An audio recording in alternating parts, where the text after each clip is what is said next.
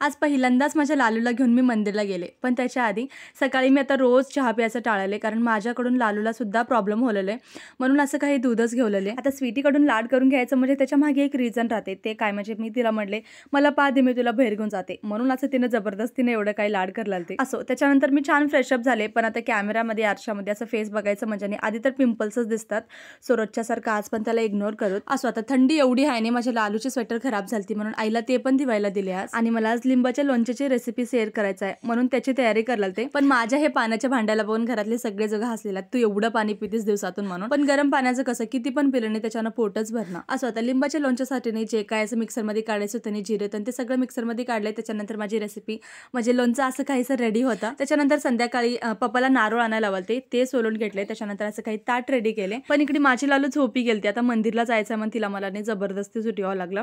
आणि आता संध्याकाळी चाय प्यायचे टाइम झाले, म्हणून मी असं काही दूधच घेतले. त्याच्यानंतर लगेच मी, ताई, हर्षू, स्वीटी असं काही सगळेजण मंदिरला गेलो. आणि मी पण जाईना, ते बरंच दिवस झालता.